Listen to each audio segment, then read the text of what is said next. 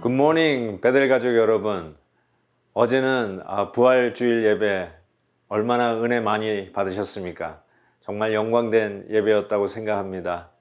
오늘 이 월요일 아침 그 은혜 받은 그 힘으로 아주 새롭게 출발을 합니다.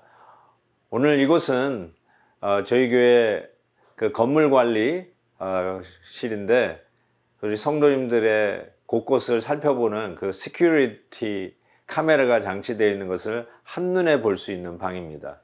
그러나 여기도 정말 그 누구도 잘 보이지 않는 텅 빈 방이 되었네요. 그렇지만 다시 우리 성도님들이 이곳에 모여서 예배 드릴 날 이 방도 열심히 또 성도들의 안전을 위해서 힘쓸 것을 믿습니다. 오늘 우리에게 주시는 하나님의 말씀은 에스겔 33장 1절에서 20절까지의 말씀입니다. 제가 먼저 7절까지만 봉독해 드리겠습니다. 여호와의 말씀이 내게 임하여 이르시되 인자야 너는 내 민족에게 말하여 이르라. 가령 내가 칼을 한 땅에 임하게 한다 하자. 그 땅 백성이 자기들 가운데 하나를 택하여 파수꾼을 삼은 그 사람이 그 땅에 칼이 임함을 보고 나팔을 불어 백성에게 경고하되 그들이 나팔 소리를 듣고도 정신 차리지 아니하므로 그 임하는 칼에 제거함을 당하면 그 피가 자기의 머리로 돌아갈 것이라. 그가 경고를 받았던들 자기 생명을 보존하였을 것이나 나팔 소리를 듣고도 경고를 받지 아니하였으니 그 피가 자기에게로 돌아가리라. 그러나 칼이 임함을 파수꾼이 보고도 나팔을 불지 아니하여 백성에게 경고하지 아니하므로 그 중에 한 사람이 그 임하는 칼에 제거당하면 그는 자기 죄악으로 말미암아 제거되려니와 그 죄는 내가 파수꾼의 손에서 찾으리라. 에스겔 선지자는 가장 어려운 이스라엘 역사 속에서 활동한 선지자라고 할 수 있습니다. 자기 나라를 빼앗기고 바벨론의 포로로 잡혀간 바로 그 상황 속에서 하나님이 부르셔서 하나님의 메시지를 나라를 잃어버린 그 백성에게 전하라고 하는 말씀이었죠. 그러니 더 힘들었을 거라고 생각합니다. 그렇지만 그 가운데도 하나님의 소망이 있음을 선포하는 선지자로 이 에스겔 선지자가 활동을 하게 됩니다. 나라를 잃어버린 백성에게 과연 소망이 있을까? 과연 저들에게 장래는 보장되어 있을까? 아니면 이렇게 그냥 하나님의 백성이 죽어가는 것인가?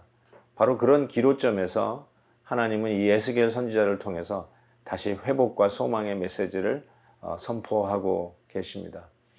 그 일을 함에 있어서 오늘 말씀에는 그 파수꾼의 그 역할에 대해서 말씀하고 계십니다.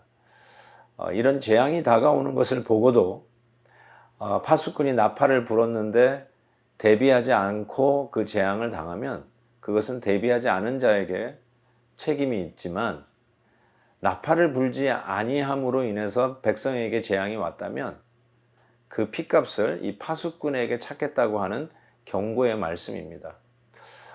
우리가 여러 가지 자연재해를 이렇게 가끔씩 뉴스 통해서 접하지 않습니까? 혹은 우리가 겪기도 하고요. 예를 들면 뭐 태풍이 와서 정말 물난리가 난다든지 아니면 산불이 나가지고 그냥 온 그냥 수렵이 다 불타버린다든지. 그런데 우리가 그거를 볼 때 이게 자연재해냐 아니면 인재냐 이런 이야기를 많이 하지 않습니까? 결국 사람이 실수를 해서 일어난 재앙으로 판단이 될 때 이거는 자연재앙이 아니라 이 사람의 실수로 일어난 재앙이다. 그래서 그 사람이 책임을 져야 할 일들 아닙니까? 그리고 그것은 정말 더 악한 거라고 할 수 있습니다.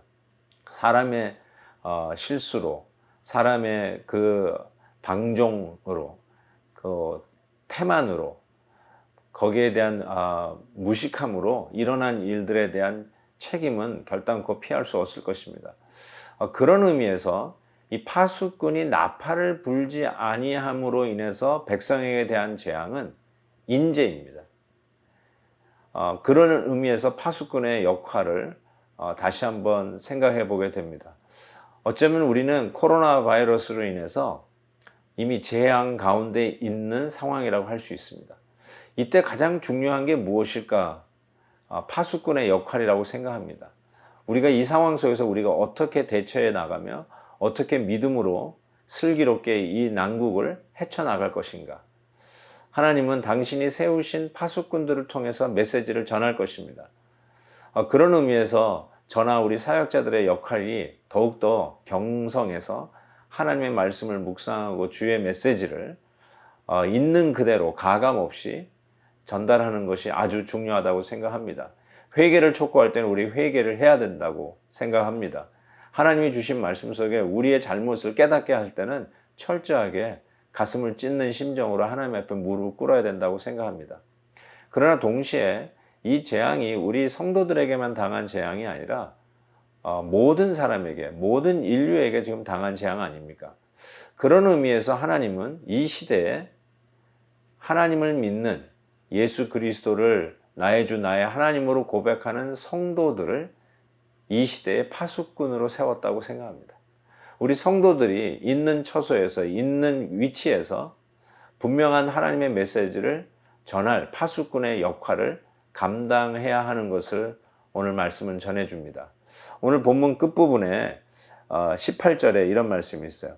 만일 의인이 돌이켜 그 공의에서 떠나 죄악을 범하면 그가 그 가운데서 죽을 것이고, 만일 악인이 돌이켜 그 악에서 떠나 정의와 공의대로 행하면 그가 그로 말미암아 살리라. 회개하고 주 앞에 돌아오면 악인이라도 우리 하나님은 구원하시고 다시 미래에 대한 소망을 주신다고 약속하고 계십니다.